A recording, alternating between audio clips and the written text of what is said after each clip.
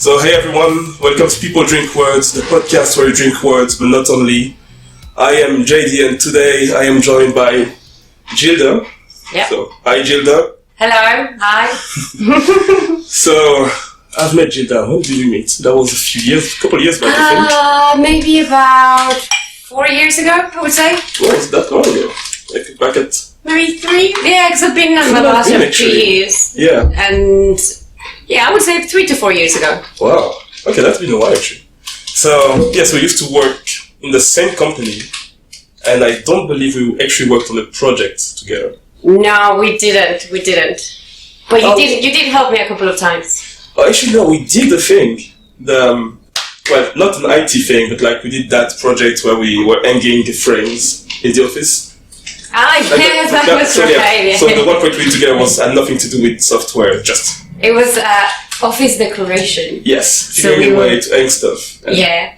We wanted to create a very cool feature wall with pictures of the company showing the history of a company in a sort of different sort of frames and different, Yeah, it was really fun. I don't think ultimately they did it in the same way we were planning to. I think they kept them for its time. For a bit, yeah. I mean, they moved out. They moved to a new building now, and I went there for living drinks a few months ago. Mm-hmm. And it's completely changed. The building is much bigger. It's a huge place, and the pictures are not erased as we did, and there's much more now. All our great work, but it took us like a day maybe. We spent the whole day on that. I think so.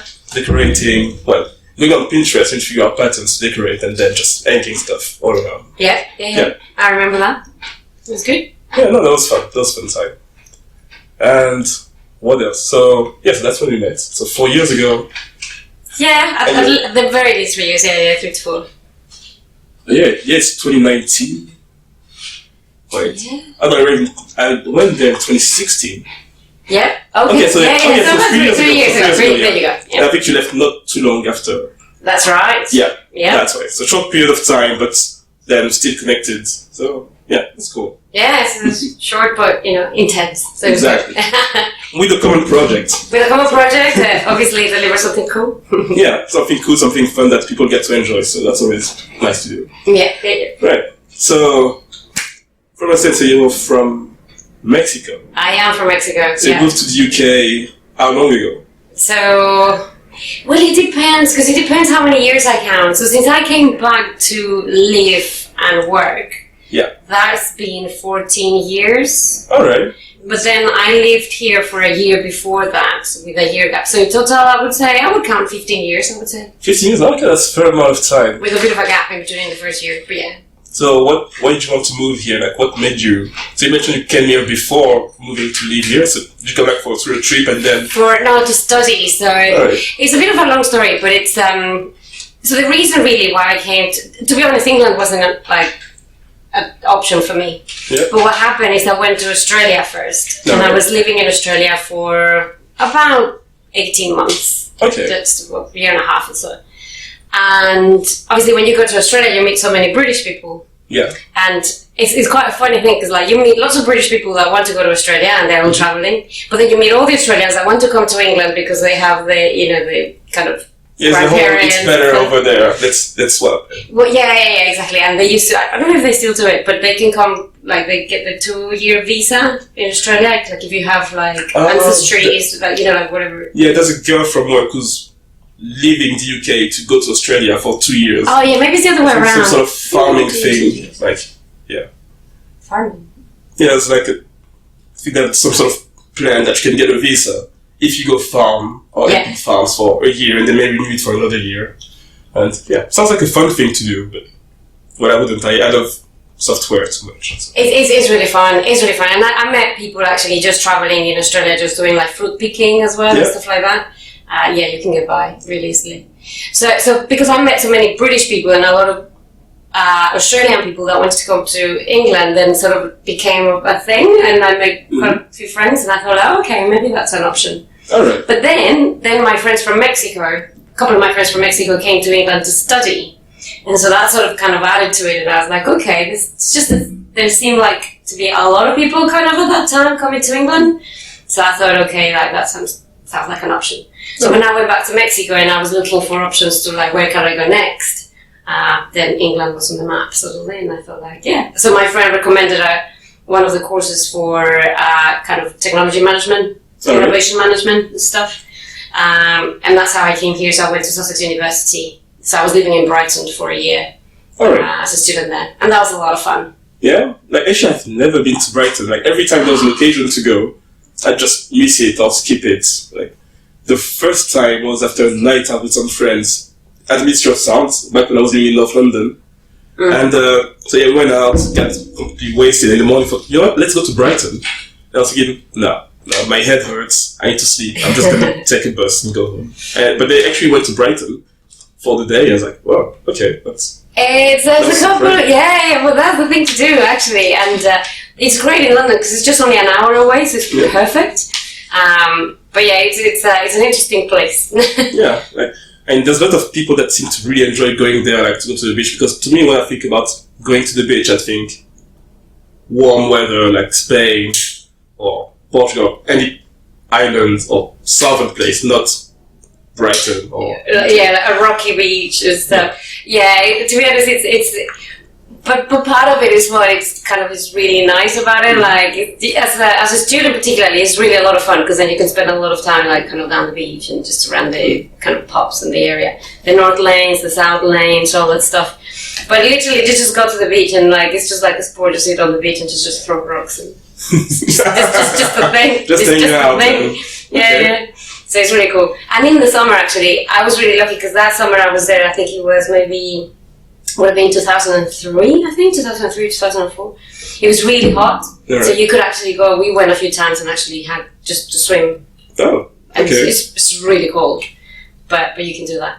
And a lot of people do it actually. Mostly it's the older people that do it. Oh, really? There's like a swimming club, and they go. And there's actually an area. If you go towards the marina, there's one area where there's how do they call it? Naturist beach. Okay. So and then all the other people will go there, like as in. Well, south of France actually, you have a lot of naturist beaches. So. Yeah, so this is just one section, and it's just like a bit covered because then what they do with the rocks, they just kind of like build a bit of a mountain. So on the other side, you can see it there. So yeah, know it's there. So yeah, but it's cool. It's cool. I really enjoy my time there. Cool. Yeah. So what else do you do? Like indicate to, have fun over the weekend or during the week, like outside of work. What do you do too? Well, there's a few things that I do. Well, weekends, to be honest, we tend to sort of spend more like to socialize with friends and things like that. But like in the weeks, my favorite thing to do in the week is, or my hobby is circus skills. All right. So I do like aerial stuff. Okay. So, like silks and rope. Oh, so you actually practice like with the, and you like, so that, what's the thing? There's the circle, I don't know what you call it, that can be hanging and like... Well, yeah. So the hoop, yeah. The hoop, yeah. Yeah. So the hoop I don't do because it really hurts. Oh. Because the hoop is all just a metal thing and it really can bruise you. So I have huge respect for people that do it. If you go to a show and you see people doing it, like we went in May, my sister was visiting and we went, in the South Bank, there's the shows. We went to see a show there with my cousin, and you could see at the end of the show the guy who was performing was completely red, and I think he had but that's what it is. I mean, you get used to it, right? But it's you kind of have to toughen up to do that one. So I don't do that one, but I used to do static trapeze, which is when you have like the trapeze, the bar, and you kind of have to move around the trapeze, and you have to climb the trapeze and do stuff, sort of. Okay, yeah, I see that. I feel like that's what you'd see in gym class, like. In earlier years, like I remember we had those asymmetric bars, like those 2 bars that you have mostly in the Olympics, because that's the only place where I see that apart from my early gym classes, and you have to just go on them, and to pass the class, you'd have to be able to like make some rotations on the bars and jump from one to the other. Yeah, exactly. So that's crazy. We're children. Why we have to like? I mean, I was 13. I think that was fun, but that just wasn't my thing. Like I was. Yeah. I'm more fun doing playing basketball or football in the sport class. Fair enough. Yeah. But that's interesting. A lot of the people that do the circus thing, especially if it's men, they tend to be either like have a bit of like dancing background, or some are more like acrobats. They do more acrobatic stuff. They can really project themselves around. Yeah. So it's that. But at the moment I'm doing more like the actual rope and silks. So you have to climb the silks and you wrap yourself around and then you have to do drops and stuff. Oh, I've seen a video of a guy doing that. Yeah. It's like silk, like as in you mean tissue kind of stuff that you climb around, you wrap yourself in. Yeah, Okay, that's right. That's yeah, nice. yeah. That's the one. So yeah, it's really cool. It's really cool. There's a lot of schools now, and it's really crazy because I don't know, it's one of those things that when you start something, like when you don't know something, you're not aware of it and you don't see it. Yeah. But once you start to get into it, suddenly you see it a lot. All right. So when I didn't know there was such a thing. Like I started doing circus like over 10 years ago, maybe 12 years ago. All right. Okay, so you're committed. Quite committed to it. Oh yeah. Oh, it's a thing. Because it's really funny because people that really get into it, it's like you get the bug. You have to like it's kind of addictive in a way. You just you want to do more because then you realize you can do things and you can climb in a different way and then you can do different shapes and the more you do you want to try more. Yeah. Alright, so you experiment like as you can experience it, you see like what's safer, what's working, what's not working, and just you build on top of that. Yeah. Because that's one of the things about circus, which is great. It's not like there are rules about it, or there's only certain set of moves that you can do. You can do anything, and people create new moves. The names of the moves are completely insane. I mean, there's just random moves, and people call different things different names as well. Oh, that's confusing. Like we get on the software as well, and that doesn't work great.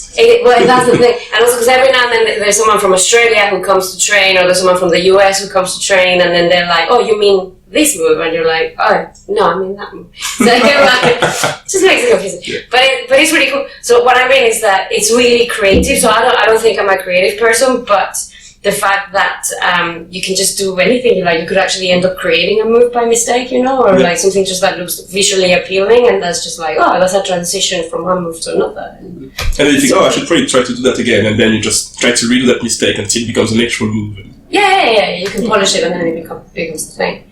So it's it's really cool. So that's why I like it, because also you don't stop learning, right? So you always can push yourself a bit more. So actually, I've started. Not long ago, I've been starting doing another physical activity outside of work or gym, which is kendo. Like, it's, that thing with the blade, the wooden blade, and you just go and strike people.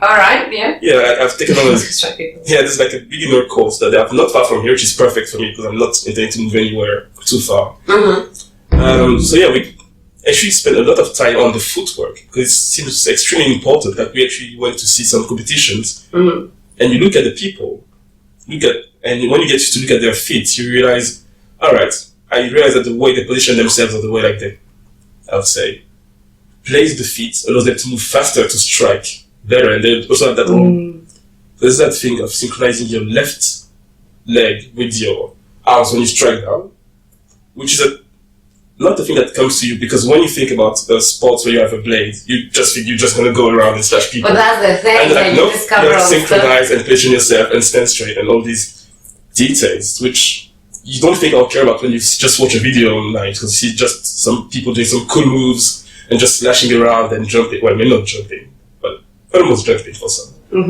And actually there's so much work that goes into not even holding the blade, but just standing, moving, placing yourself, and you learn a lot. Yeah, I love learning new things. So that was definitely the thing for me to do. That's why I can relate to the gym, because the more I learn about kendo, the more I want to learn about. The more you want to do, and the more you want to try, and then and the more you want to experiment. Okay, so I learned that in class. Maybe if I tried that sort of step, like side step, that can help me get an advantage on the opener and stuff like that. Yeah, it's really cool. It's really cool. I have to admit, it does depend sometimes a little bit as well of like who you're training with, because the instructors, some of them will push you more, and some others will not push you as much, or will kind of drive you more. Won't care much if you don't follow 100%. Yeah. And so really I like the ones that really push you. Yeah, I mean that's the way you learn in general. Like if you have somebody who doesn't push you, well, maybe they don't care much about pushing you. Don't mind if you don't do as well, they think they want to leave you some space. Yeah. But I think it has an opposite effect, because if nobody pushes you when you make a mistake, or when you're not doing a move correctly, like in kendo or dancing or gymnastics, then you will learn that, I would say, the progression will take that mistake as a thing that's okay to live with, and you may just build on more and more. And well, in sports in general, you can lead to injuries, to make moves that you shouldn't do, I'll say. Say I try to do squats, but instead of pushing through my legs, I'm trying to just move my back and forth. At some point, then you're gonna break it. Yeah. So I think somebody who pushes you in sports helps you avoiding, or at least reducing the risk of being soft. Oh yeah, totally. And usually someone who knows you and then understands your strengths, you can actually, you can totally do this. I used to have a teacher that was like that, and it was insane because she was teaching me to do like a swinging trapeze. Mm-hmm. And it was literally like, you will be with a harness obviously because then you're swinging. Yeah. But I trusted her blindly, and I had to, because she said that, just let go. I was like, alright. Just let go before you know you're like dropping and just catching your, the trapeze with your feet. Yeah. And luckily it worked all the time, most of the time. But yeah, you have to have really trust in the person that's telling you, and those sort of things. But she knew me very well, obviously, because she had been training me for years. Mm. So it's like, okay, yeah, that I was okay with. But yeah, it depends who you're with. Yeah, no, definitely. But yeah, I mean, the whole pushing. Oh, sorry. I was thinking about just society in general, as we don't like pushing people, or at least seeing people push too much. Mm-hmm. We don't want being kind of attacked, so it doesn't always feel well. You can have, let's say, picture a football coach, for example, who sees a player who's talented who could do great stuff, but he's just sloppy or doesn't pass the ball when he should, or walk himself running to position himself when he loses the ball. If a coach screams at him, telling him, okay, no, position is properly, just stay in front of the goal, go over here, go over there, just trying to make him the best player possible. If it's somebody who wants to progress and learn, they will be okay with being pushed and can get somewhere. Mm. Which I think we have that everywhere. It's not just football or sport. Oh gosh, no, that applies everywhere. So if you don't have people push you or call you out when you do something that's not working, that may cause harm to you or others, that's important to have. That voice says, no, don't do that, or you're doing it wrong, or okay, roll back a bit, that's how you should do that thing. And yeah, you need to be receptive as well as to how you learn. So it depends, But it's really tricky because there are people that are completely fearless as well.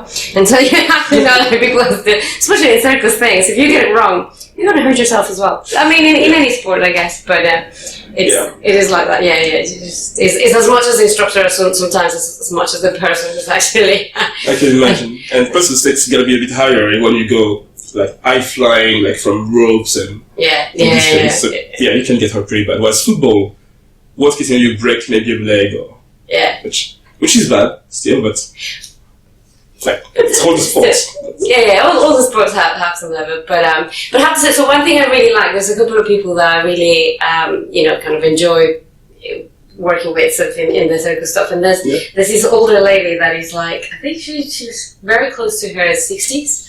All right. And she's the strongest of everyone. And it's really funny because then there was, as a part of women's, in sports and whatever, there's so much attention to women and, kind of role models and stuff. You should put the spotlight on women, in sport that are doing well. So. Yeah. So that there was one of the women's magazine, I can't remember, and they interviewed her and someone else who were kind of over 50 sort of thing. And because obviously they're super strong women, they're extremely flexible. And, they were asking them about, how, even about their lives and what it meant to their lives, the fact that, how circus had changed their lives. And even, it was quite funny because they were even asking okay, you're so flexible, what does that mean to your personal life, how much can you do, and they were like, okay, let's go back to circus. But, but I mean, it's true that, when we see somebody applying a certain level of discipline in anything, we'll try to see how this applies to what else they do, for example, in software, I think, okay, well, I used to see me in kendo, I'm terrible. I'm trying to do stuff to be okay, to just strike properly, to move properly and stuff, but I'm not anywhere near being the best kendoka in the world. I said only a couple of months ago, but still I have a long road ahead of me. But say, if you see somebody who's really experienced, 60, that's doing extremely well, that's unbeatable, you'll want to think, okay, so we're seeing you applying all these principles, on your training, on diet and stuff like that. How does that apply to the rest of your life? Do you do the same everywhere else? Yeah. But sometimes, I don't know if that can apply. No, not in everything, but like I mean, the one thing that I enjoy, like for example, in that circle is just the people that you meet, and they're very creative and all this stuff. And although obviously I can't necessarily apply that at my job, but at least it gives me a bit of a better balance, so that I'm not just focused on the desk job sort of thing, but you actually have something that kind of helps you open your mind to something a bit different, So it does help you, I guess, in the overall, but. Even if you don't apply it. Like balancing yourself, even if you don't do the same as you do in your... Yeah, no, that makes sense. I think so. I should talk more and more about balance, like mental health, all these things like these days. So I guess that has to play an important role, because people seem to go further in life in general. That's ones try to not burn themselves off through work. So. Oh gosh, yeah. Well, yeah, that's true. I know happens a lot, but yes. Yeah.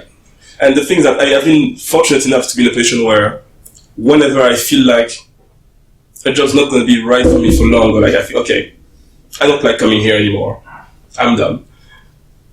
I don't take I'm glad that I've got the chance that I can just stop and go for something else that so far has been better every time. So that's always a plus. But I really think of what if someone can necessarily do that, like how they find a balance to, I would say, put on with the job that they don't necessarily like, but also, that's it actually. Just find a balance to. I think it's just so important just to. I don't see enough. Oh, Siri. Ooh. Nope. Okay, Siri. Siri's invited to the conversation. Siri just nicked in, which reminds me of that Edward Snowden podcast I listened this morning. But that's another thing about surveillance and stuff. Oh right, okay. I didn't say Siri. Neither of us said Siri. No. Just decided to open Instagram for some reason. So, yeah. That's very interesting. Definitely listening. Yeah. Well, we always listen, so. I know. And just now we're recording, we put it out there, so that doesn't change much. Exactly. That's fine. Right. That's fine. Right. No, but you were saying about balance, and I think that's right. I think, sometimes I guess you can't really get away from some things that you're not going to be very happy with. Like, as you say, sometimes you just gotta get things done, especially at the job and stuff. But that's why it's really important. Like, like this thing, like the circus thing, I've kept it for, I think more like the 10 years, like 12 years maybe. Mm-hmm. And, you have to totally commit. And at work they know, like on Mondays I leave at 4:30, just so that I can meet my class at 6 o'clock. I start early, leave early, that's okay. That's good. So you're really committed to make sure that you don't miss it, that you have your window. Yeah, but that's also because I know I can't be lazy. So if I don't commit to that, and I don't know that, if I know I have a class that I've paid for, and the starts at a particular time, you're like, okay, there's something. Whereas if it's maybe I'll go to the gym at 5 o'clock. Maybe I won't go. Sure, the gym is different because in general you pay less for the gym than for classes of any sort. Yeah. And the gym, if you go just 5 times in a month, I would say that compares with the class. Yeah. So you don't necessarily go every day. Like, okay, that's fine. I said I would go 3-4 times a week, but I'll go just once every 2 weeks, and that's still fine because I pay more for that other thing that I do. Exactly, and then that's the other thing that you enjoy the most anyway. Yeah. Nice. That's how I see it. So commitment, definitely commitment. Yeah. But it does help, like the social environment, because it's quite a relaxed environment. It's a bit hippie. Yeah? Hippie as in really chill and... Very chill. Like and drinks after... Hippie. Yeah, really a bit hippie. Literally. Alright. I've seen different things there. You don't see in your work environment. It's just very hippie. But it's good. Alright. Well, that's cool then. So you have all your balance, everything sorted out. I would say so, yeah. And the other thing we do a lot with Josh, which is perfect, is a lot of music. I love music. So we are all the time looking out for gigs. Oh, when you said music, I thought, you play instruments? No, I wish. No, I can't play anything. No? Yeah. But I'm very good at listening. That still counts. That's what I like. Actually, I've done guitar for a brief moment of time. And then... Oh, have you? I never heard. Yeah, I never get back to it. But I always telling myself, okay, I'll buy another one, and I'll get back to it. I have that one here. Yeah. But the chords and that's like a second-hand one I got, and the strings won't work, so I can't even record it, so just leave it to later. But I bought that 5 years ago. I just still drag it around with me, but I don't do anything. So I need to just get... that's fine, and just get started again. Yeah. Because it's been so long now, I'm gonna have to go. What would you need to do to get you started? Just buy a new guitar. Just buy you gotta start with that. That sounds pretty basic, you kind of need to start with that. And that one's there. There we go.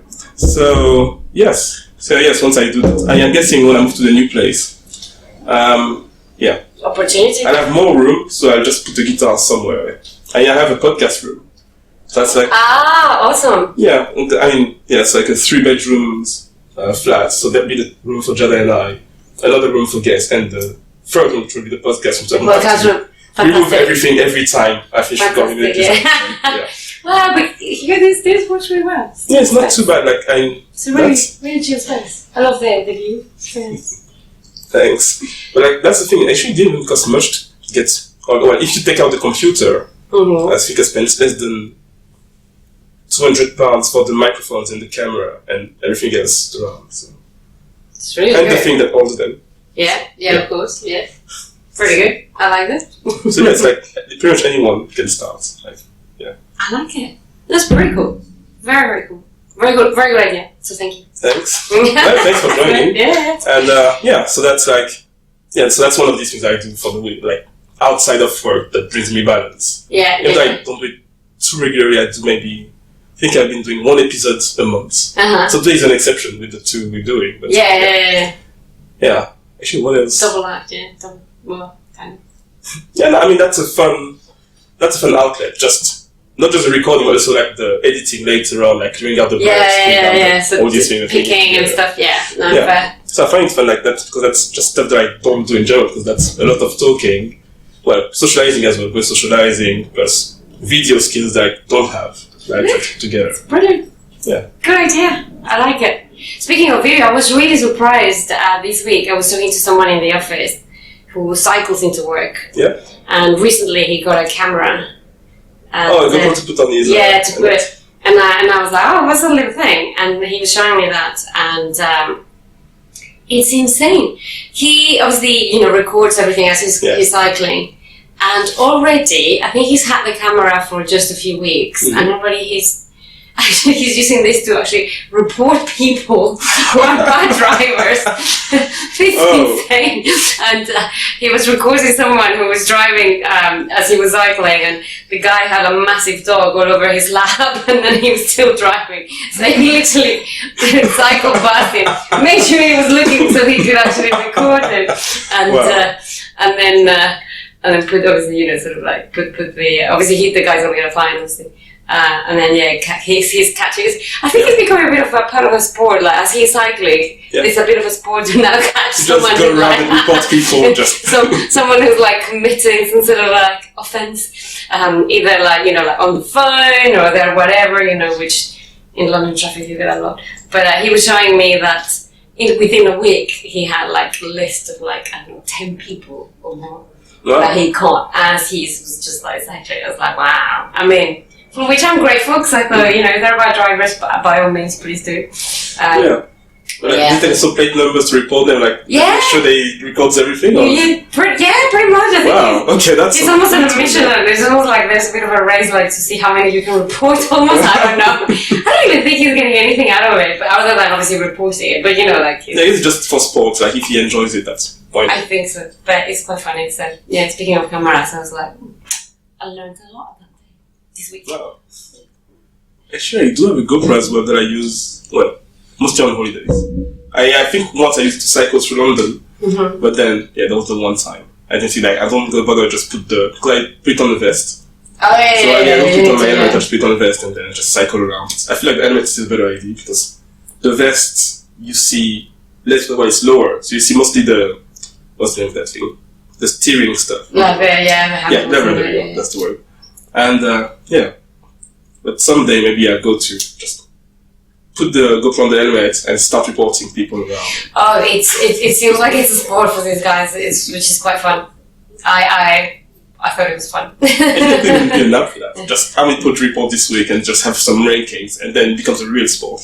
But probably the funny thing is, he said when people realize, because a couple of people, I think there was one car and there was this lady on the phone. And he looked at her, and she realized he had a camera. She looked like she was gonna just, call him an idiot or something, like, you know, just but as soon as she saw the camera, she was like, oh, I'm really sorry, I'm going to put my phone away. Wow. Okay. Yeah, it was an interesting reaction. Okay, so it does also change behaviors of people, like, when they realize they're getting the film. Anyone who's under pressure will change it, yeah, you know, like, when you know you're being watched, yes, of course. Yeah. It was kind of funny, so I think he's enjoying that. No, I mean, that sounds fun to do, so. Could be a Sunday activity. Yeah, he's a good citizen. Yeah, you're being a good citizen. You're reporting bad behaviour by driving. So I'm up for that. So yeah, that's fair. Like in software alone. Yeah, I always go back to it. That's my default mode. But yeah, you get those. I don't know if Josh told you about, like, we have that code review process where you just get software that you write and then somebody has to I know all about code review. Yeah. He's told me about. Also, you heard some of that. Yeah. Yeah. Code review is some fun process where you push some code through, and sometimes. This really helpful. Yep. Thank you. Thanks. Right. So yeah, that's like that thing that's built originally to make software better, to make sure that you don't make any issue, any problematic code or like any obvious bug or. There you go. So it's that you make software as clean and maintainable and good as possible. But there are times where that's not what happens. There are times where you may have more ego. Ego fights. Which just becomes, and it's just stupid. I've had 2 examples in mind, not 3, but 2 where I was directly involved. Which, okay, there's either we get some work done. Mm-hmm. Or we just stay in an ego fight. But it doesn't seem to be worth it overall. It doesn't always seem to be worth it. Mm-hmm. Like the last one that I had to deal with was actually not that long. Well, actually a fair amount, maybe a year or so ago. Like we had a project which was going fine. We had something that was ready for a long time. And the thing that happened is that there was a pull request that got blocked for 6 months for no reason that like one of the guys involved didn't like how it was made, but it was actually doing exactly what was needed, cleanly and stuff. Mm-hmm. So I found that weird. I was like, well, guys, what's going on? How is it stuck when it seems fine? Let's just put that in and we're done. And yeah, actually, it got escalated through like a chain of command and managers and stuff. And eventually we decided, let's leave it aside. But 6 months later, actually, that's fine, we can use it. But in the meantime, we wasted almost 9 months not touching code that was perfectly valid, which you could have released and used. So, yeah, sometimes it can get really dumb. It's just dumb. Yeah, well, it depends on people, I suppose, and sometimes, when you get those kind of like ego fights and stuff like that, that hurts. Maybe not the people directly, but it hurts at least. Well, everyone at the end, because that isn't, And everybody wastes time, but if I'm in the middle of one of these things, I mean, that's fine. We all get paid the same no matter what, but still we should try to make it right and try to accelerate things and not block if there's no good reason. Like if there's, say, a heinous bug or something like that, a very obvious mistake that you can prove with facts and not just, I feel like we shouldn't do that. It's when you try to put facts and feelings in the conversation, that's when you can't really progress. And so happens in software. I guess that happens in a lot of other domains as well. Oh god, loads. But I have to say, I'm really happy I'm not in one of those domains right now. Like it can be, but not really. Sure. But where we used to work, oh dear, car fights. It's not worth it. It's not. It can be worth it, as in like the reason you push a thing is that you pretty much sure it's right. Like, it can happen that you're wrong, but if you're wrong based off like facts, somebody can easily talk to you. For the right reasons, and then if it's in the right way, then yes. It's just like, no, I don't feel like it. Yeah. That's not how we work. I mean, that's not how professionals behave in general. You should bring some information, explain why that couldn't work, and not throw a feeling out. Yeah, exactly. I've been in previous places where it's been like that. I have to say I'm really lucky. I'm not there. Yeah. It's nice. It is nice. It's nice not to have. There's other fights, but not those fights. No, I mean, I feel like those ones are the ones that are more likely to wear you down, especially you don't have like an outlet outside of work. Yeah, everyone put needs yourself an back up outlet. and just relax and do something else. Exactly. I think at the end of the day, everyone needs some sort of outlet. Yeah. Because that will happen eventually at some point. Exactly. I mean, you can have a perfect job. Like, everything can go great and fine, but it still be at least a little thing that might make your day less agreeable. Or just, I don't think something can go as far as ruining your day in terms of work. At least I don't remember a thing that's made me feel like my day was ruined that happened at work. And I had there's been a few things that not for a long piss me off, but like not about, oh, my day is ruined. Oh, fuck life, everything's terrible. It's never worth it. It's never worth it. Oh yeah, that's fine. I'm just going home in 2 hours and then relax, have a drink, or go smash people with a candlestick. Like. That's a very good way. I'm worried about the other people, but yes. They have an armor. They have a hammer. So. Yeah, exactly. I know. No one's hurt. Everybody's too badly. Everybody's consenting to getting hit. So yeah. Do you get someone? Yeah, it's either way, no? Yeah. Like, I mean, the first few weeks, like in the beginning of course that we're doing, so we were training without armor, but just to position ourselves like with footwork and striking, but we weren't striking anyone. But now we're doing more practice in armor, so we actually strike each other. Right. And it doesn't hurt. Like, you can get bruises. Some people, it's really hard, but it hasn't happened to me yet. So, yeah. That sounds kind of fun. It's a really fun. Yeah, it's really fun to do. Like, I'm not getting into that. I mean, it goes beyond that, but like. I'm sure. Once you get the footwork through, you can actually really have fun and let's try it around. Yeah. I did the only thing I did, which is nowhere near that. I did like, and every now and then I do like body combat kind of thing. But years and years ago, I did try kind of like a boxing class. Yeah. And it's very like stress relieving. You come back from it. But it was a bit too tough. I was a bit too small for it, so I didn't go. So you didn't like the punching, Yeah, punching and stuff. Yeah. And every now and then I feel like I need a punching bag, but I get it out eventually. No, without punching anyone. That's good. That's what you need. Like, I mean, I think something about that's in London. It's too small to have a punching bag around. Like, oh, you said but it's very clear sometimes you feel you need it anyway. It's same thing. I try to do it other ways, but I don't punch people in the office like that. That's fine. Well, I tell you what, sometimes not just in the office, sometimes I have to say just being in transport. Yeah? Most of the time the people I really want to punch is the people when I like you go on the bloody tube and then people start pushing and stuff and then that I hate, yes. That's terrible. This is what I'm gonna but I exercise self-control and then it's all fine. That's good. Like, I mean, actually, that's one of the key things that you have to learn, like through martial arts in general. Well, before Canada, I did almost 10 years of judo, and my parents sent me there because I thought that I need to learn how to control myself because I was getting into a lot of fights when I was a kid. Oh, really? So they like, okay, you know what? Judo. Don't fight people at school. Fight them. Oh, that's very good. It's a discipline, so it gives you actually the discipline of actually saying, yes, I'm going to fight, but only. Exactly, and one of the key values was to, learn to control yourself, even if it's something that you feel like is wrong or you feel like you should fight or something. Just control it, keep it to yourself, just relax, breathe, and become a master of yourself. That's the whole idea behind that. And I forget where I was going with that. Self-control.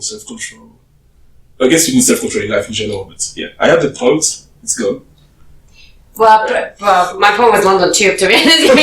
Yes, you need a lot of self-control, so But sometimes it's true that the tube you want to push back. I think, and me, I'm like a big guy, so I know if I push back, that might be more dangerous than I may push somebody smaller, or that might get I would say tripped easily, because when you think about it, you hear like stories of accidents of people they trip. Yeah. And they die from tripping, and they hit their heads or they fall the wrong way. I think, alright, that would be so dumb to, ruin my life. Even if that's an accident. Because I guess Jay is like what? I don't know how much you take if you accidentally kill someone. It could be 5-10 years at least, I guess. So that's huge. To me, it's well, more than a third of my life, it's 10 years. Yeah. Mm. So it would be just, that feel like a waste. Oh yeah, absolutely. And yet sometimes I just want to grab people and throw them around. Oh yeah, many times. Almost every day. And that's where martial arts helps, like, nope, I'm going to breathe. Maybe that's what I need, self-control, martial arts. Actually, I would love to do that. I would absolutely love to know martial arts. You should. I mean, there's a lot, like, I mean, there's that girl who's in the kendo class that's doing also karate at the same time. Like, she's just for like 10 years or so, and now she started kendo, so, yeah. That's and you can really do cool. all of them and just mix and match stuff. But I know that she struggles with the footwork because there's different stances in karate from kendo, whereas to me, it's actually closer to what the stance we'd have in judo and style fights. So it helps a bit. And, yeah. Oh, I definitely think I want to do that because it's well, it looks really badass and it would be really to be fair. And as a small person, I think for me it would be great to be able to like, oh no, I can take someone down, you know. Oh yeah, definitely. Do that. It's. He was worried. Yeah, he was really worried. So yeah, you have to watch yourself then. But no, it would be because I did meet years and years ago. I met a friend of a friend, and she was this really small lady, and but she was black belt, you know. And I was like, I want to do that because it's just badass. I have to say something really stupid, but it's even like watching, which I found so satisfying. But even watching something like Kill Bill, you know, that film, and how badass she is, and she can just kill everyone. Cool, yeah. It's like, I just want to do that. It looks cool and it's handy. So yeah, ticks all the boxes. So. Maybe one day. So then you need kendo, to learn how to make. Maybe I need kendo, That's the whole point of it. It's not just to strike people with like wooden swords, but to learn how to use an actual. So like, because outside of the footstep bit, let us remember you're cutting people in half. Yeah. Cut them. Just really the tip of the blade. Like, that's what you're doing. So like the point is go only if you eat with the part that really cuts. That. So you're actually learning again. No? How did you get into it? So I want to learn how to use an actual cut, and I thought, well, let's take a class. Very good. It's more like all the blade spots from watching movies with people fighting with blades, like Star Wars and all these things. And that's pretty cool. Let's do some of that. And yeah. But also, if someday someone happens to offer me a katana, I know how to use it, so that's good. That would also be handy. So yes, yeah. No, I think one day. I don't know when. I'm still quite into my circus thing, but one day it's not going to be forever. So one day I'll do other stuff. Yeah. Maybe I'll move into kendo. Kendo is great. Actually, like our coach is 70, is extremely fast and fit. Like that tells a lot about how kendo when you're young, it's likely that you won't be that good, and that's going to take like decades to think they're decent. Yeah. It's like there's that guy who. It's like an 8 dan, which is one of the highest rank, or the highest rank for somebody alive at least. So I think you can go up to 10 or something like that. But so there was that guy who's like the highest rank kendo guy alive, who says that it's only when he turned, so he did kendo since he was all young, but it's only when he turned 50 that he felt like he had the basics under control. Wow. Just doing something, right? Like, and you go there, I can just go around, smash people, and I'm sure he's going to scratch me, but I won't see anything. So, yeah. I mean, it's a sport that you can do at any age, so that's why I like it. I think, I can do it for a long period of time, whereas football and stuff like that, it's trickier to do as you get old. Well, exactly. Yeah. But this kind of sport, sports, then you can get better, and actually you'll be much better after. Yeah, so because there's a high technique, dedication, experience. Exactly. Agree. And so a lot of practice and just repetition of the moves, of the steps, of the strides, and That's really cool. And I think it's great to have something that you can dedicate time to, like something that is just, as you were saying, I mean, yes, you have your daily life and you might be an expert on something, but you need to have something else. Surely you have other passions and other things you want to do. Yeah, there's a podcast. What do I do? Blogging, which very often goes back towards work. Like it's like really? Because you do like tech blogging. Yes, tech blogging, but once in a while I've written poems. Well, I've wrote like 4 poems since I created the blog 6 years ago. Mm-hmm. But the last one was... That's really cool. I think I released it a couple of weeks ago. Yeah, a couple of weeks ago. Because for work we had to do I had to do an article. Because I have that weekly thing going on at work. But, oh, JD, can you do an article on the thing, on whatever you feel like talking about that? Alright. And I thought, well, let's not talk about Excel, because I've already done that on that thing. But I thought, well, I can talk about traveling, because I enjoy traveling. I've been doing more of that recently. So I thought, well, let's just write a text about it. And as well, that as I was writing the article, I realized that might sound better and less braggy to write it as a poem. So I made so in the end, I just wrote the poem and shared it with work. And, oh, that's great. That's the first time somebody makes a poem for that thing. Like, oh, cool. And so went for that. And a couple of weeks later, I put it on my blog as well. And, really cool.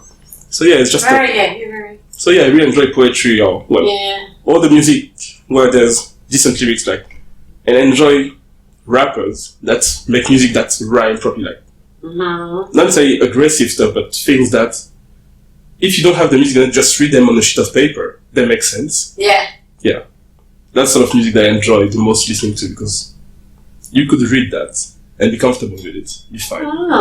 Yeah, like who do we have does that? Well, Tupac used to. Well, he had some violent songs, but some that were more towards the poetry style, which was nice. Let me think about one. Well, the Changes. Changes is one of these. Okay, that's what I think about right now. Well, Lil Dicky in his own way does music that you could read on the paper and it makes sense. It's like some sort of comedian rapper. Like, right, okay, yeah.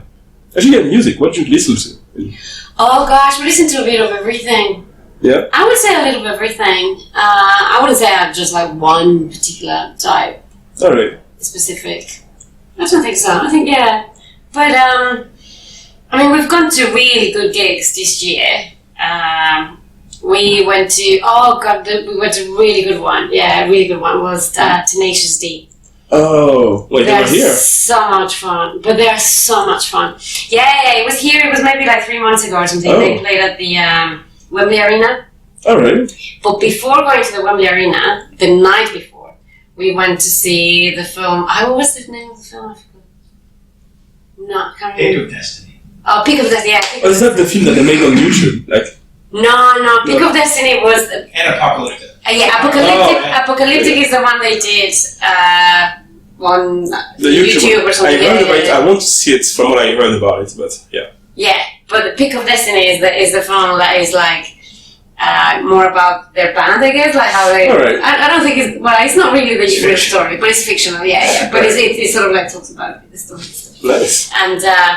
but it's just the music is really good, and that film has some amazing cast. I'm not good with names, so I can't remember all the names. But there's so many people there that are like proper stars, and they have like it's not like they play like amazing roles. I mean, some of them appear like for like a minute, but it's an awesome film. That's great. Like, and the thing that was amazing that day. So. What happened is we had tickets to the show to actually go and see them at the Wembley Arena, and after that, then Josh found that they were going to be showing. I guess because they were going to be there or something, they were going to be showing the Pick of Destiny at the Prince Charles Cinema. All right. So we were like, well, why don't? And the day before, so we were like, well, let's do a Tenacious D weekend. So why don't we go? And I was like, okay, sure, let's go. So we did it, and then there was a rumor that maybe they were going to be there. Oh. And Carl actually was there that day. Nice. And he's like, that'd be funny. Kyle, sorry, not Carl. Yeah, Kyle. Oh, Kyle, yeah. so it's not Jack Black, but it's the brother Kyle. The brother Kyle. He was tributes. There you go. Yeah. Well, yeah, he's big than that. Yeah. And he was there, and he actually sat just behind us. Oh. And the awesome thing was that literally, as he was watching the film, you could just hear him laughing so much. It was awesome. And he was just laughing at the same thing. And they show the two films. They show Pick of Destiny and then Apocalypto. Alright. Which was great actually, because then we were able to, when they were showing bits of the film at the show the next day. But if you didn't have all the context and stuff, if you had not watched it, it wasn't, I mean, it was funny obviously, but the great thing was... Yeah, you get more if you've seen them. Yeah.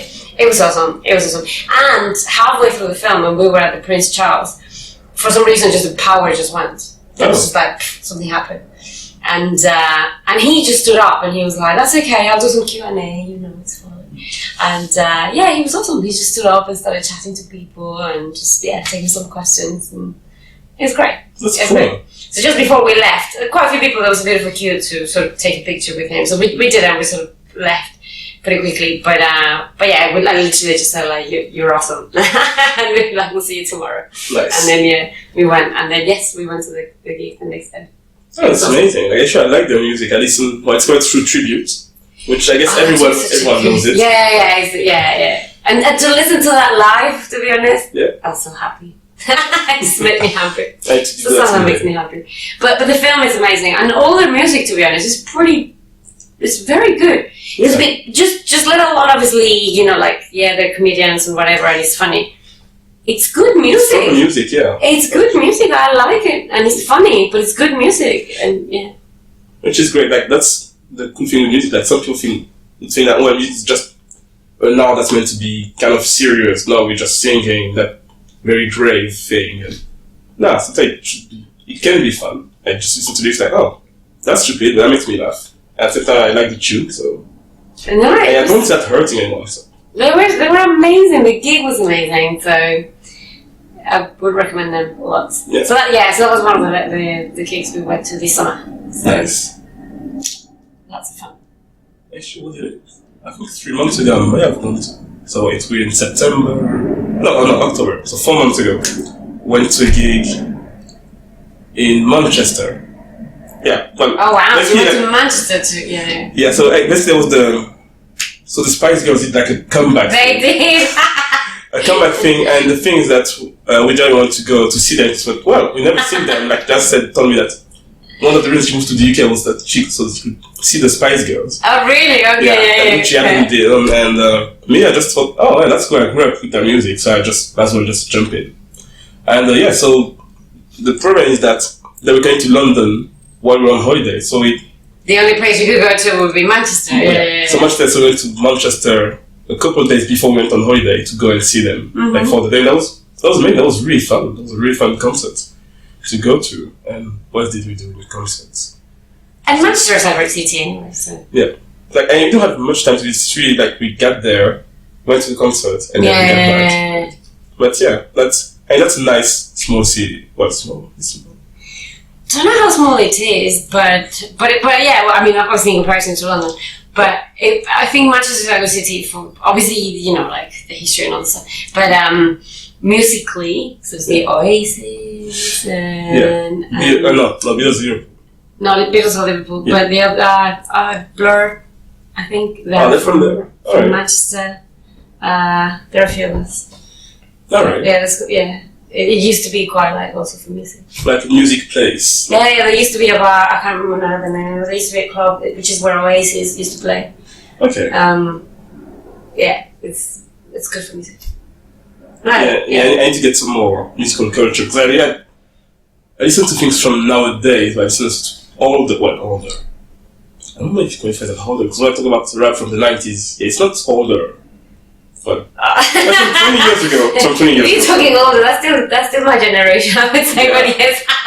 Well, I mean, I was young, but like not that young either. Like 90s is. Yeah.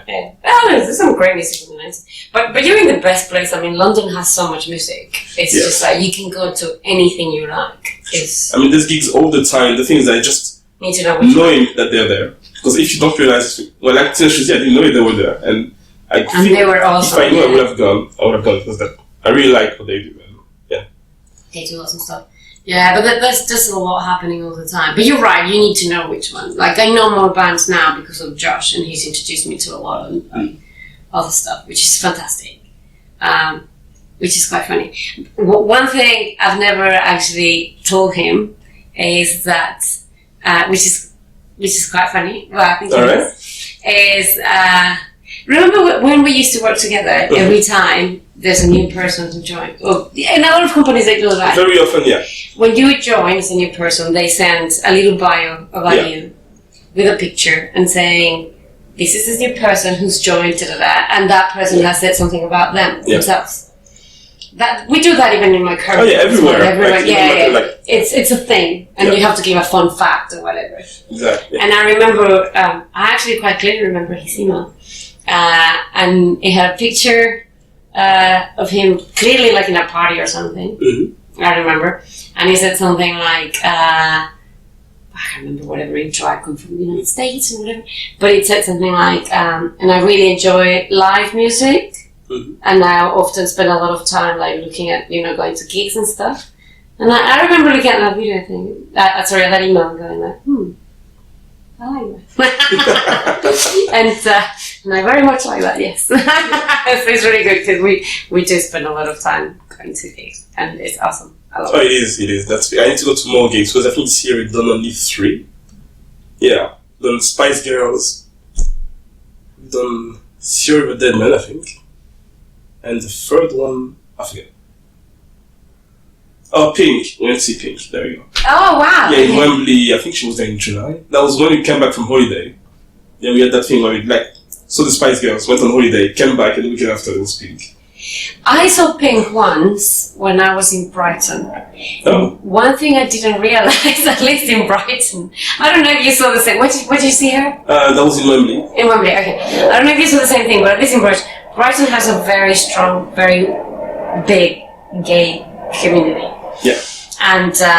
And my friend Lisa and I went to the gig because we thought let's check her out, let's go, and we did, and there were so many lesbians that day, and that we felt like we were very much outnumbered.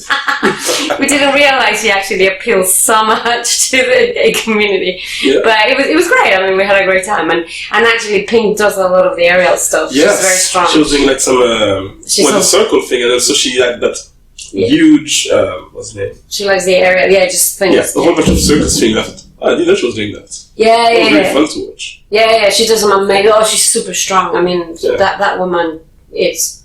Oh yeah, that she was works really out. impressive. Yeah, she does. So she was also singing and dancing and changing and doing all this circus stuff. Wow, that's a lot.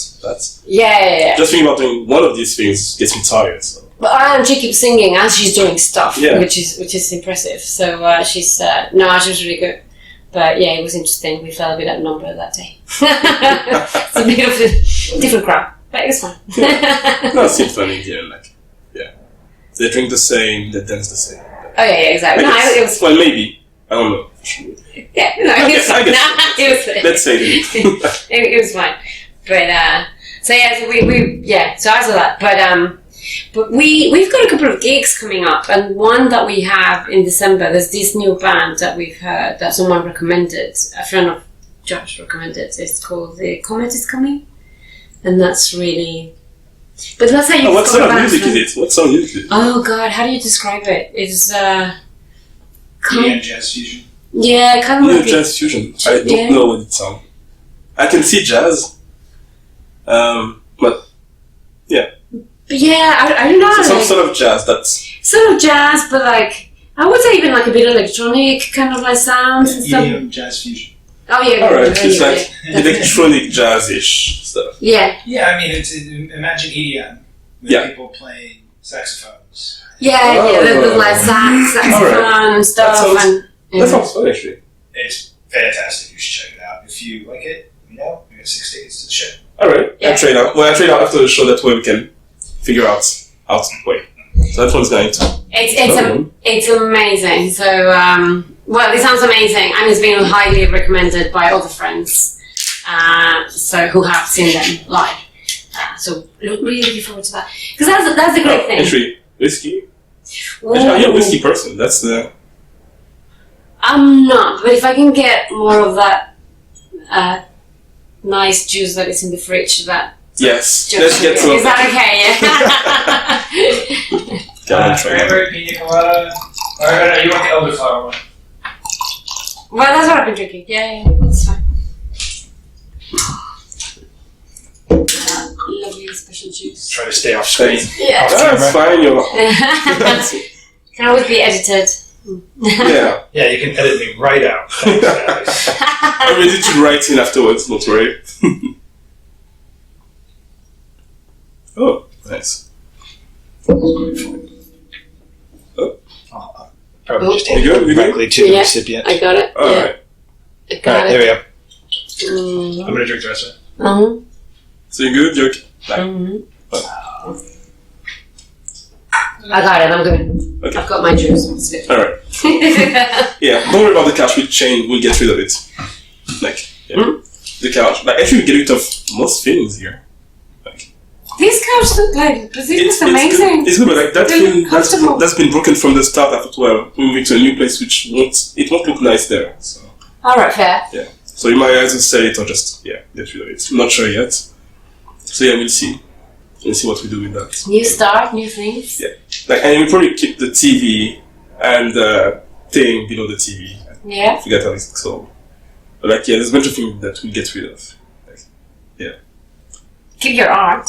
That's yours. Oh yes, I will keep that. Yeah. I realized. Oh yeah, I've done that. Like, that's actually the day that we had. I don't know. Were you still with us when we went for that street art day? Yeah. We did our graffiti. Yes. Yeah. I actually even made like my JD logo, like the JD Winfield, which you remember, which I'm actually using for my blog as a logo and also the. Really? Yeah. Oh, that's really cool. Yeah, I've kept that, and also a T-shirt. I have a T-shirt with the things. Oh wow! Okay, that's cool. Yeah. And that made me think, I should have a day with Jenna where we just both spray paint stuff in the garden. Yeah. So we each had we had extra wooden planks from IKEA of a wardrobe that we, couldn't mount and we kind of fucked it up. So, let's use the rest of the wooden stuff to some art. And so Jada's, she made some random stuff. She was okay. She doesn't like it. She wants to throw it away. So we just put it in the corner somewhere. Yeah. And Maya thought, I like it. Let's put it in the living room. Keep that one. There. That's really nice. Yeah. So yeah, it should fit there because so it's like whole white walls as well with wooden floors. I think that'll be fine there. Yeah. Definitely keep it. I'll take it Tuesday just to see how it fits in the place. Yeah, when you get the keys. Yeah. It's exciting. I was saying to Josh when I got the keys to my flat. So I've been in my flat for 5 years, more or less. But the day I got the keys, I thought it was quite funny because it's like before, like when you have to exchange contracts and all the stuff and the dates and all the stuff. And it happened to be I had tickets to Glastonbury that year, so I was going to Glastonbury. All right. And the day of the contract exchange, and when they were going to give me the keys, I was going to be in Glastonbury. Right. So I said, well, I can't pick up the keys that day, so it's going to have to be when I get back. But I was so lucky. The guy who was leaving let me do my move, to put my stuff in boxes. Yeah. Before I went to Glastonbury, which was still my unofficial. I was still not the owner, so officially he was still. But he gave me space and he was like, no, put your stuff, you can go to the festival. Oh, that's really nice. And literally when I came back from the festival, like after, 5 days of not showering and full of mud and all this stuff, all I had to do, I went straight on I think the coach dropped us off at Victoria, and then I took an Uber to the station, to the estate agent. Yeah. With my backpack and everything, picked up the keys, and that was it. And then I went to the flat, and I didn't know where anything was. Like all the boxes were all in all places. But I thought that was the best way to do it. Yeah. Came back straight from a festival, and then have to unpack. Straight to no. Straight to clean. I had to clean the place and stuff, but yeah. But it's such a nice feeling once you get the keys. True. It's brilliant. So looking forward to the next one.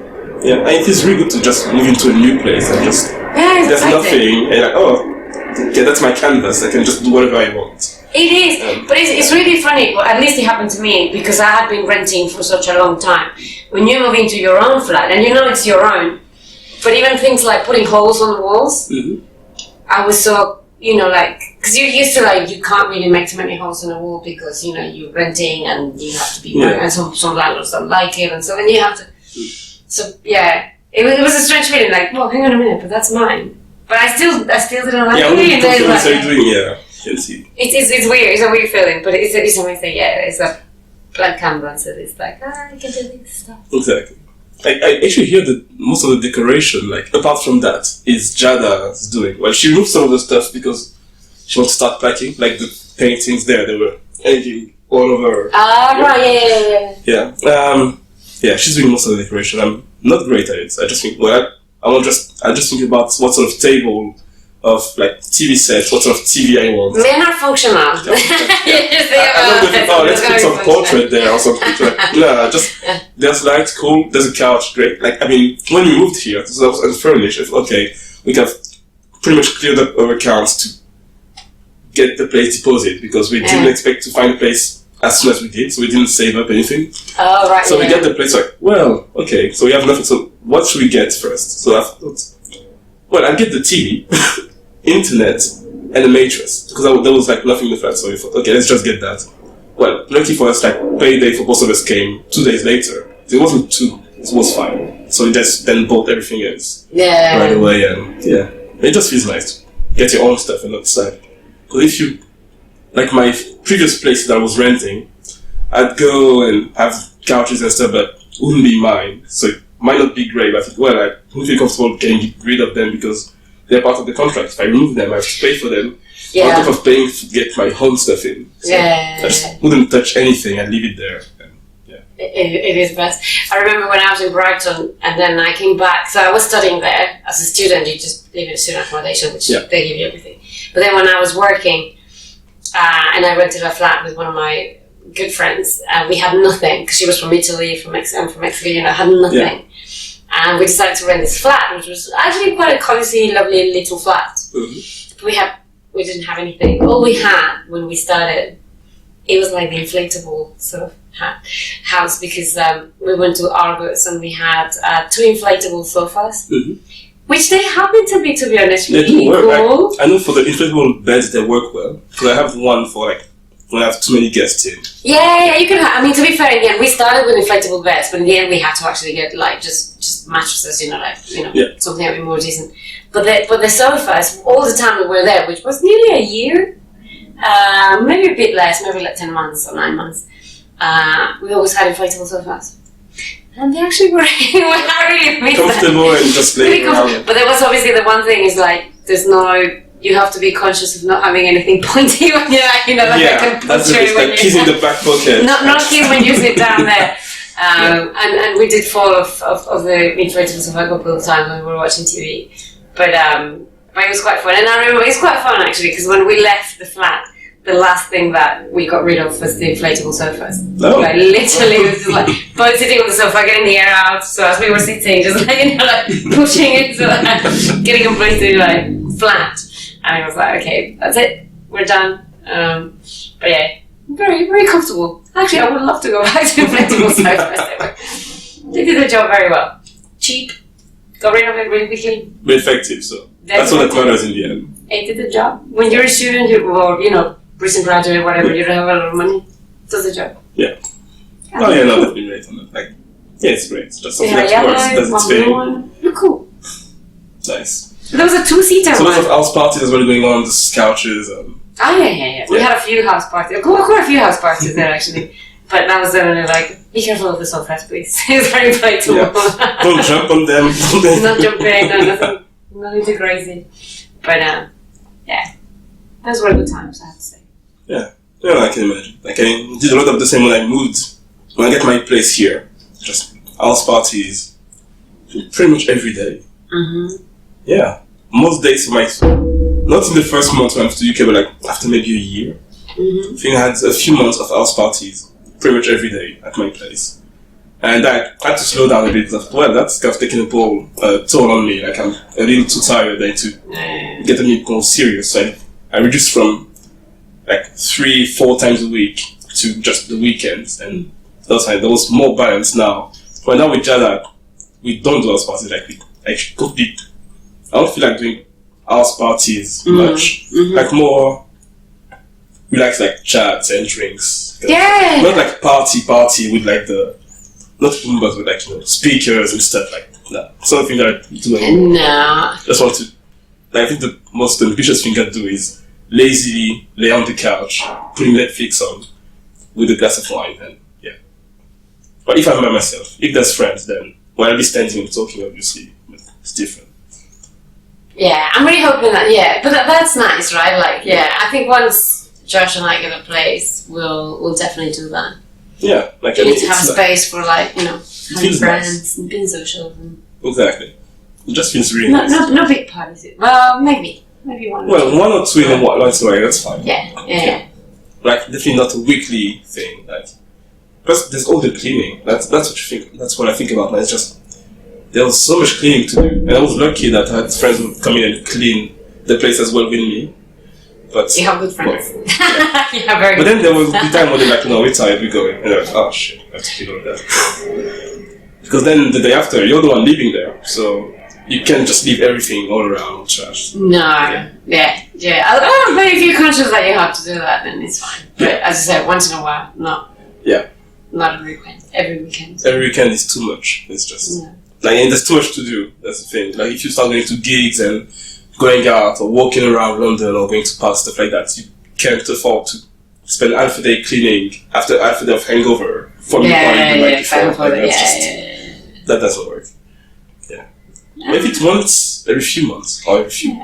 Yeah. Maybe actually once a month could be sustainable if I wasn't. Yeah. I don't know. Maybe. Well, it's.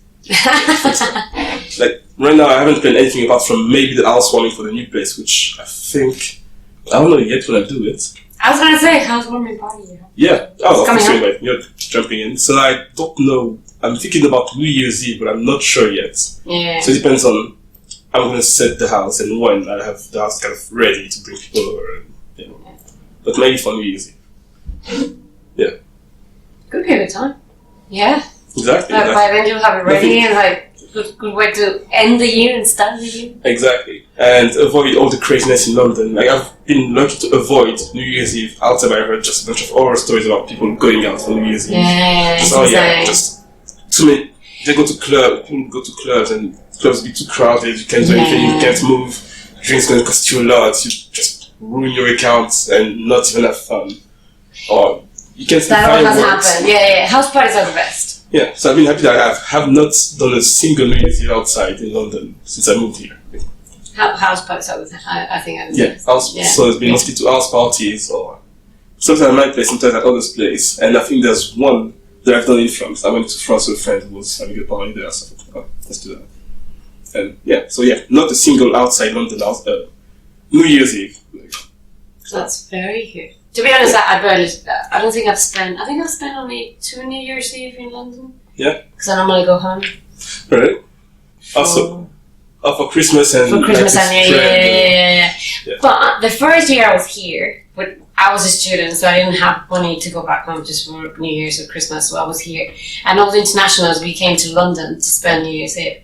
This is like 15 years ago. Yeah. It was totally fine. I mean, we were by the Big Ben. We just bought lots of bottles of wine by the Big Ben, but it wasn't the thing that it is today. Like today is like huge thing and fireworks and all this stuff. Back then it was really chilled. So we literally just went like, I was literally on like so close, standing like, the street was closed and there was like some security and police and stuff. Yeah. But it was so chill. I mean, I have photos even with the policeman and you know, like, everyone was just like cheering. We just had lots of wine. It was a party, it was a street party, but it was just by the Big Ben. And that was it. I mean, it was it wasn't like, you know, like people pack and you can walk, which it is today. Yeah, which is why I'd like to avoid. It is today. But back then, that was really cool, actually. Yeah, like even with things like the Notting Hill Carnival, it's fun to go. Yeah. Well, I wouldn't go by myself. I'd go like, if I have a good group to go with. Actually, I'm not even sure if I'd still do it, but I've done it twice. Yeah, I've sort of been there. And I feel like it's fine. I don't need to do it more. No. Like, just, if you ignore like how packed it is and how warm it can be, or sometimes it can rain. Like the first one that I almost went to, it was raining. I literally stepped out of my house. I was supposed to meet some friends there. I thought, it's raining. I'm going back home. I didn't even make it to the station to go there. Really? I just stood outside. I looked over like, no. Alright guys, can't make it anymore. Just, no. But then the second time it was sunny. That was good. So we went as a group of like 10-15 people. We spent the whole day drinking basically, just to get bottles of rum and drink through the streets while dancing a bit. That was fun, but then that was the going home part, which I think maybe I should stop doing that. And yeah. Yeah, because they block so many exits, isn't it? So you have to end up walking so much. If you take the tube, even if you have to get a Uber, you look like the whole day was like spiked back then. Like you had the 3-4 times the product. Yeah, I'm not doing that. And the tube might take an hour to just reach the station. Then so I don't feel like I had to have that. No, been there, done it. That's good. Exactly. I'm good with that. Now it's done. I can just relax home and look at people's stories on Instagram out there just suffering from trying to go home. Yeah. Yeah, I think it's one of those things that now it looks better than what it is. Nah. Yeah. I'm not doing it. I mean, to be fair, like I would go if I could avoid all the crowd at the end when you try to leave. Yeah. Yeah, because that's the worst part. Like that's the thing that it's bad enough that I don't want to do the rest. That could be fun, but yeah, just doesn't feel worth it. I don't think it is. No, yeah. It's it's a thing you have to experience. I mean, it's fair. I think you have to see it. Fine, been there, done it. That's it. Exactly. And what else is there in London that you do once and then like, okay, that's fine. I don't need to do that anymore. Yeah, I think there's probably a few things. I mean, definitely that one. What other stuff happens? They used to do, I don't know if they do it still, but that was actually quite fun. They used to do, in September, there used to be like the Thames Festival. Yeah. And they would do by the river and they would do a bit of like a parade and stuff. I don't think they've done it in the last few years, but that was fun. I don't remember. Yeah, see, that's what I mean. I know. It's not been a while back, yeah. And they did it before, and that was a lot of fun because it was just like down the river. It was literally up and down, like from like kind of Tower Bridge to Westminster sort of thing. All right. It was like a party sort of thing, but I don't think they've done it anymore. I sort of stumbled across it like a couple of times in September. It used to be September, and it's okay, some sort of like winterish thing, like or just regular just party. It used to be like a end of summer kind of thing. Okay. I think they've replaced that with other stuff. Like now, they just do it on the South Bank. Yeah, it's like the underbelly. I think it's really good. Yeah, the underbelly. It's nice to go there once in a while, just have a couple of drinks, and whether it's winter or summer, it's nice. Nice place to hang out. It's a good place. Yeah. And some of the shows are actually really good. I've seen really good shows there. Yeah. Oh. Like I don't really watch shows. Like I just walk past and go grab drinks, and you can do that too. Just please and drinks. But no, the shows are really good because they usually have a lot of like cabaret, but also like circus-y sort of shows, and they tend to be good. All right. And comedy, lots of comedy. Comedy, okay. But I don't go to a lot of comedy. I mainly go to the acrobatics. For the acrobatic stuff. Yeah, or cabaret stuff. Like comedy, I mean, it can be like hit and miss. Like especially if it's like one person, I guess. Is it stand up or what sort of comedy is it? Yeah, kind of like stand-ups or even if it's a group or something. But I know it's like kind of comedy stuff. Right. But I haven't seen that, so I normally go to the other. More like circus-y stuff. Alright. Actually, makes me think about like stand-up in London. I've actually gone once, like to that. There's that place. I think it's in Seoul, something like that. Which one? I forgot the name. It's like called. What is the name of that thing? Some sort of, I think it's like secrets. Well, there's secret in the name. It's like a place that you have to go downstairs. Like there's a bar on top, but then there's like below the bar, there's like stairs outside. Yeah, so you have the bar.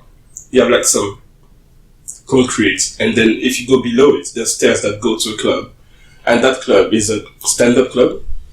Maybe it's called Secret Comedy Club or something like that. So that sounds really cool. I've never been, but that sounds really good. So I went there once. So I was curious about it. I went with Jada. That's when we just started dating. So we went there, just, for I thought, well, we never done it, so let's just have a look. And there was that guy that I did not know, that I knew nothing about then, which now I know a bit more because I heard that, oh yeah, he's famous, whatever. So I went to like a bunch of stand-up comedians that were all pretty fun. I had a great time there. And at the end they say, oh, we have a special guest who's played in that thing, and in that thing, and that thing. I don't know any of these things. I never heard about any of that, but that's probably because I'm not from here, so I could play a bit. I said, oh yeah, we have Jack Whitehall, and yeah, he's super famous. Yeah. I never heard of him before that time. It's like afterwards I googled him. He has lots of shows on Netflix as well, so yeah. Yeah, I've seen that recently. Like, he's doing more like a travel with his dad thing. Yeah, so he was there for the closing number. And he was actually really pretty funny. So, that's nice. I'm going to look him up. Then I looked him up and I thought, okay, so he's actually a pretty famous guy. Yeah, he's very famous. Yeah. Like, yeah. So, like, you get surprised like that apparently once in a while. That's really cool. So I forget, it's like, I think it's around Soho, like a comedy club. Oh my god. A comedy club with secret in the name. Yeah. And I think and that's the thing, you don't pay, like, you pay a tip at the end, but like, entry is free. So you like it, you pay, you don't like it, you walk out. Yeah. Alright. Yeah, so it was pretty great, like, when there. We need to go back. Just forget how to go there. But yeah. So much on all the time, so it's hard to think. That's the thing. There's tons of things in London that are going on without us knowing, and we think, okay, like I say, I have a day where I'm by myself here.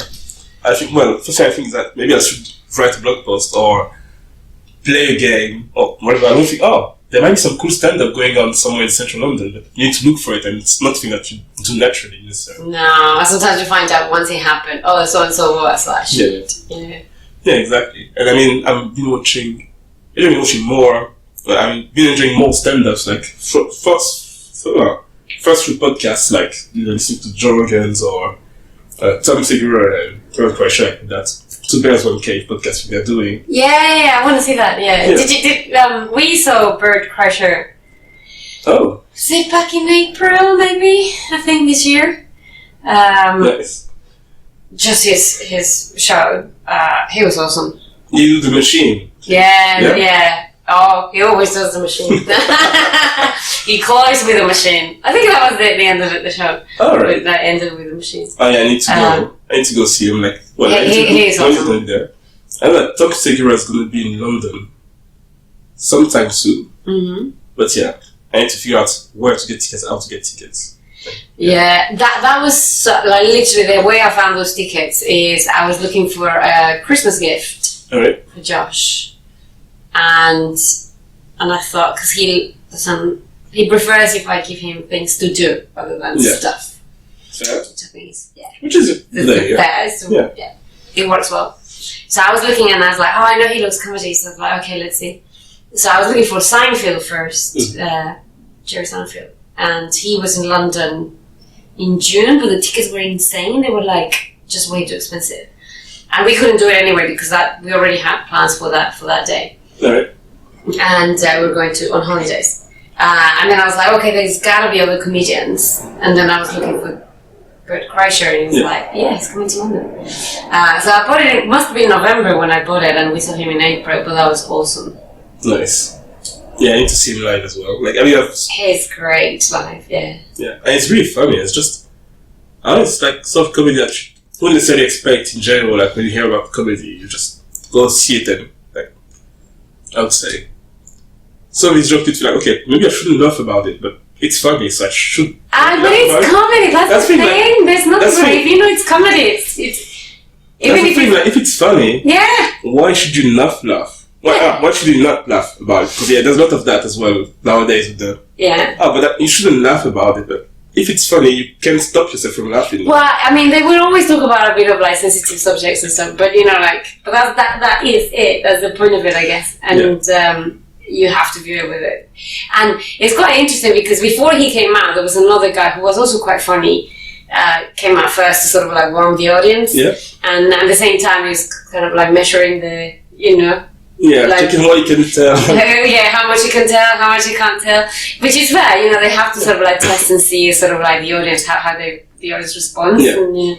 And, that's the point, isn't it? I mean, it's comedy. Yeah, you try stuff and you try to make people laugh. So you should not be offended by comedy, because even though sometimes I'll say something outrageous, it's comedy. So and you have got these strange times, like what's his name? Dave Chappelle. I don't know if you heard of like his Well, Josh is a big fan. Yeah. Well, same here. Dave Chappelle. Oh, I love Dave Chappelle. I love Dave Chappelle. I used to once a week I would have friends over my house to watch the Chappelle Show. We would every Wednesday night we would watch Chappelle Show at my house. Nice. It was just like everybody was coming over on Wednesday night.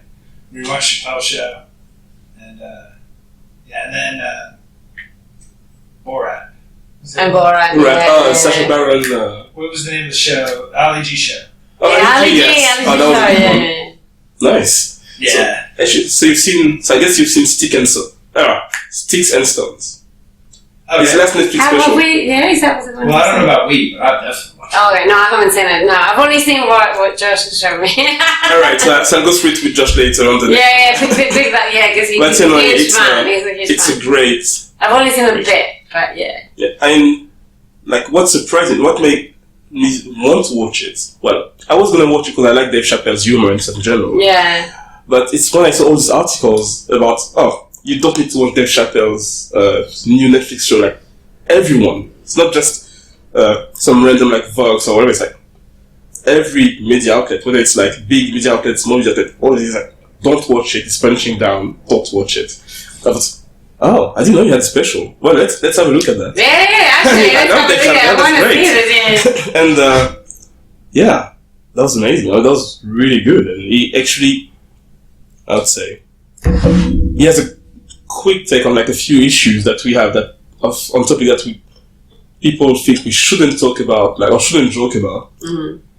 And he's like, well, guys, I know that's why that's comedy. I'm trying to make people laugh in general. So just, if you're going to come to watch it, don't come to watch to find things to attack me on. Just come to laugh. And if you're not here to laugh, just go away. Just go, yeah, exactly. Just don't go. Yeah. I think that's the thing with comedy. Yeah, you absolutely have to. Yeah. And the thing, like, one thing I didn't like about, like, what happened before, when the special came out, is the whole, well, I don't think that, like, people who say, they don't think what he's doing is funny, or they don't like what he's doing, and say, well, you shouldn't watch it because it's wrong. Yeah, but as you were saying, it's comedy. But it's comedy. You watch it. If it's funny, you laugh. If it's not funny, you don't laugh. Exactly. You can have someone tell you, well, it's you not can always funny. be the judge. Yeah. You can have someone tell you, don't laugh at that. Like, why? You're the judge ultimately, I think. Exactly. But there's some good shows out there. So keep an eye, because I think that day that we went to see Brett Kreischer, I think he did say there was going to be a 2020 tour. So. Oh yes, the Body Shots World Tour. That's the one he's doing now. But I didn't know if he'd come in Europe. So. But I don't know. All right. Keep an eye out. Well, we'll be keeping an eye out. Well, yeah, if you're not in Europe, that's that. No, we will. We'll probably try to find if he's coming. So. Oh yes, I need to look it up. Like, yeah. No. So, actually about going or leaving Europe. So there's that whole Brexit thing going on. Actually, you're not affected by that. Like, no, because well, I mean, no, I guess everyone is affected by it, regardless. I mean, I'm not affected by it directly because on the immigration bit, like, you're not affected because you're outside of EU. Yeah. Well, yeah. You're British. But I'm British as well. Okay. Yeah. So either way, you're not affected. In that way, no. Yeah. No. But then on the terms, like, it might affect the economy, but we don't know yet. Like, I mean, actually, the only effect I've seen is, well, the pound going down just when the votes happened. Well, exactly. That's what, that was actually a terrible day for me, because the day before, I remember, like, I was hanging out with people telling me, Brexit, this is never going to go through. Nobody's going to allow that thing to get by, and Dave Cameron did that only to appease his voters, but he knows it's never going to go through. So, why would you put something like that together? But, well, I mean, I don't really care. I'm not my country, so I'm not going to follow politics. But I started caring when the vote went through in the morning, but that was the morning where I was going to Spain with Jana, and we had the budget, and the night before the pound, that's €1.30-35. Yeah. In the morning, £1 was €1. Yeah. So that had a big impact on our budget, which actually we spent the same in euros. It just differently. Yeah, it's bound to. Fuck. People. Like, we were so pissed. Yeah. And then the pound bounced slightly back. It was just, in fact, we went there just the morning of the vote. And that did hurt. That hurt on the holiday side. Now it came slightly back up. I don't think it's going to go further down. Well, actually, that be beneficial for me? Well, I don't see how now. Not much. Well, yeah, because you probably had euros and stuff, so from that perspective, no? No, that's the thing. When I moved here, I closed my French account and just took everything here. Yeah. Which, in retrospect, now knowing that Brexit happened. Had you known, had I known, I would have left some euros over there. Yeah, just to be safe. Yeah. Well, you can't predict these things, I mean. There was no. Because that's the thing, when you think about the UK, when you think through London, when you're here, you think about a really inclusive city where you get a mix of culture and everybody's doing really well, which is part of why you feel blindsided by the Brexit results when you live in London. Yeah. But that's the thing, London, even if it wasn't a sharp majority, but it was still a majority that voted to stay, then the rest of the UK, apart from Scotland, I think, voted to leave. Yeah, which is... Okay, so I guess I'm pretty disconnected from the rest of the country, because I mean, I know when I moved here, we were joking often about, well, there's no real British in London. It's only for regulars. But, yeah, that can be that true, but when you see those results, you think, well, maybe that's because that's where you get the most mix in terms of culture that people will not, I'd say, not succumb to like stereotypes. Oh, wait, if we're in the EU, we have a lot of immigration coming in that's going to just ravage the country or whatever. Which I find interesting because I'm pretty sure it's going to be the same because people who come through are not part of the EU anyway. So that exactly. Say if I come from Nigeria to get a boat because I want to come to the UK. If I know that UK leaves the EU, I'm not going to think, well, I guess I'll settle for France or Italy. I'll just take a longer trip to go straight to the UK instead of taking all those steps going through other countries. So I don't see how that's going to help. But then I'm not an expert in that topic, so. No, I know, but I'm with you. I think I'm not an expert either, but I think in terms of exactly like the whole immigration thing. Nah, it's not a thing. No, I don't think it's going to change. A wall could work. Actually, how is it working? As much as it's working between Mexico and the States, just build a wall right there. The wall on the coast. Yes. Build a wall around the coast and like a fort. Yeah, Washington. Yeah, sounds like Trump. Actually, that's like. Actually, Trump was saying something like that. Oh yeah, the wall is the safest thing that we can have, unless somebody's got a really big ladder. Like, did you just give them the one thing? Well, that whole thing is also a bit insane. Yeah. And what everyone argues, at least in particularly in the Mexican border and stuff. Yeah. There are points where people know where they're crossing. It's just whether they want to let them cross or not as well. Exactly. It's just like, there are points where it's very debatable. Very, very debatable.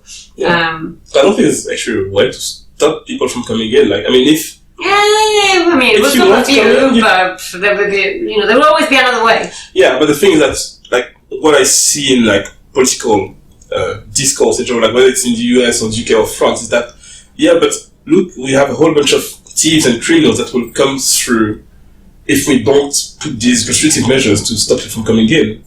But I'm guessing that if somebody wants to come across to be a criminal, like you're a criminal or like part of a cartel or whatever, probably they'll find a way to come through to do that. Exactly. That's just one more hurdle, one more hoop you have to go through. Whereas people just want to come in and work honestly and like build their life, like they're like, oh well, fuck it, it's not worth it. Yeah. So you're actually more likely to get like, even though they get that whole, so Trump saying like, had that bad hombre symmetry, but I feel like it's going to have only the ones that will want to come to do harm, rather than everyone, because you have good and bad people everywhere. You have, I guess, the same proportion all in every the country. time. Yeah, exactly. So if you put measures that would discourage a regular person, which by default I don't think people want to be hurtful or to harm people. So most people likely will just want to have a job and work and live in a place and be comfortable. Mm-hmm. So if you put that sort of measures in, if somebody is really determined, it can be determined because you're determined to like get a better life. You feel like it's the best option for you to build yourself in life, whether it's in a positive or a negative way, like criminal or an architect that can't find a job in his country, stuff like that. Yeah, just for like actual. But right. Yeah, but then you kind of block the way for regular people that can help. You need nurses, you need doctors to come through. Every profession will need people to come through. Like, for example, in France, there's like, for years there's been that thing they call the numerous clauses, where it's not immigration, it's kind of immigration related, but that was to reduce how many non-French doctors could pass the exam, could enter the medicine school for every year. So basically you could be, say you're coming from, actually that happened to one of my sisters, she actually missed medicine school in France because of that. Like, she had the grades to go through, like she had some friends who were French, they got through with lower grades than her because she had to be in the very highest of the non-French people to get through. Oh, okay. Yeah, and I think they dropped that a couple of years ago. maybe, well, definitely not more than 4 or 5 years ago. But like, they hired until not that long ago, which then you just reject talents. And it doesn't make sense to say, oh, you're good, but you're not the best of the non-like us people. So you can't come in our school, which seems dumb when you know that we like doctors in France. Like, that's actually part of why they dropped it. They thought, well, that's stupid, we shouldn't be doing that. And then, but I feel that I can help us think about all the people who could have been doctors that didn't, because they had that rule that stopped them from going to medical school. But then you have other people who go to medical school. I think, I don't really feel like it, and they drop it. And then it's like a waste. Exactly. I came to barbecues in a new place. I mean, there's 2 passes, one at the front and one at the back, but we can't build anything there. So. Really? Is that like a building? It's a building. And we have on the ground floor, so we have more space, but just we can do less. What? Yeah, I know what you mean. And you can just hang out outside and maybe smoke and drink, but nothing to grill. Which is not bad because we have the kitchen next to the, we have access to the back patio through the kitchen. So if we grill stuff, we can do it in the kitchen and then still hang out at the back. So Yeah, I suppose. I mean, you can still make it work, but I understand. There's some of the new, like a friend of mine just moved to a building as well that is fairly new. And she has a big garden space, but equally there's so many restrictions as to what she cannot do there and stuff. Although she has the space, at the same time it's like quite restricted. So it's like, okay. You see that. Right, let's refill a bit. That's better. Yeah. You guys can probably see you now. Yes, it is, yes. Alright, so... That's it's like, there's 2. You can use either, but this one just shows less light. Yeah. I mean, it's kind of nice to have like a bit dim, like Yeah, because this one feels like too much, at least for now. Yeah. Bright line. But Hilda spent so much time on her makeup and hair. I know, but I did. Yeah. Oh. I did like really. Did you really? Just my hair. All right. I just did a shampoo when I shower. I don't do really much with my hair. Like, the most I can do is cut them, and that's it. Guys are easy, I know. Yeah. It's really straightforward. Actually, could I do more? Could I do more with my hair? Well, apart from... Well, you could go like... Yeah, but like, it's no effort. So just let them grow, they live their whole life, and really become sentient stuff. Yeah. Yeah, I've done that a few times, but just... Have you actually? Yeah, I don't know if I'd do that again. Like, as soon as now I see them like just more than 2 centimeters long, I just shave. Yeah. But I used to let them grow. I have done, not dreads, but like braided hair that stick to the scalp. Like cornrows? Cornrows. I think it's braided hair that's stuck to the scalp. I think just like that. I don't know if you call that in English. I don't know if it's different. I may look it up real quick. Because in French we say nut collé for the braid that's like stay on the scalp. Yeah. I don't know what it's called, but yeah. Yeah, that's the thing I did a few times. Yeah, it works. I don't know that it works that well for me. Yeah. No? It's cornrows. Cornrows? Yeah, it's like... Yeah. It's like... But it's not just cornrows. That's like, a weird name. They call it cornrows, yeah. Right. But it's all women that you see in this, like...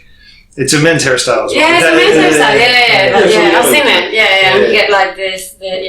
But maybe like the whole, maybe it's Google trying to show, well, no, women do that one. Because I've heard about that thing that seems crazy on the, that now when you look for professor or teacher or stuff like that, Google search should show you mostly women picture and not men, as if men didn't do it. But what? Really? Why? Is that part of like I haven't tried myself, so I need to try it, so I don't spread bullshit around. But like, to me, I heard like... Why is that? Because like those gender equality? Like what? No. Something like that, apparently. That would be a thing to say, hey, women can do these jobs too, which, I mean, I guess we know that. But it doesn't mean that you should hide results of men doing it. Yeah. And that's... If it's true, that's hard. If it's true, that's a hard thing to do. Yeah. Because then if you I wouldn't do it, yeah. Because I mean, by default, like if you have talent for a certain a certain skill set for a job, well, you should be picked because you're good. And I think if you'll have a fair amount of people that will represent every part of society, men, women, colored, non-colored, like everything, everyone. Yeah. If the gate to go through is skill. So I'm guessing that's how, well, I know it's not exactly like that everywhere, but that's what I hear people aim to go towards. Then between that being real and that's, well, I guess it's just time will tell. We'll see in a few years, 10 years. Yeah. That was going to go to some crazy place, but yeah, let's stay on track. You can go, yeah, I don't know. There was that report from that the guy from Google who wrote a report saying that men would be more effective in like some really technical, in highly skilled technical positions, that women would be better at management based off like natural skills that they'd have. But that happens naturally. To me, it makes sense because that's what I observe when I look at, for example, myself and Jala. She's more the to be managing stuff, and me, I'd be more kind of that do things that would be really technical or going to detail technical stuff. I mean, to me, it makes sense. It does happen naturally, I think. And there's nothing bad with it. I mean, if that's your strength, that's your strength. Exactly. Like, it's just grow within your strength, and as long as you play your strength, that's fun. And that's the thing, the impression I had from the report of that guy, at least the background that he had from it, is that it seemed like pointing out strengths was a bad thing. As in, he got fired afterwards, and now he's suing Google because he got fired for.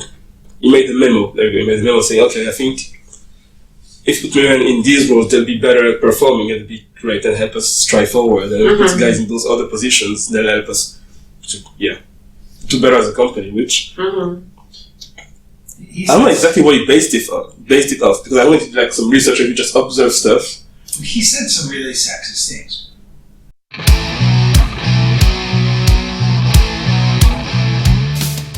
Thanks, Gilda, for joining in this episode of People Drink Wars, the podcast where we drink wars, but not only.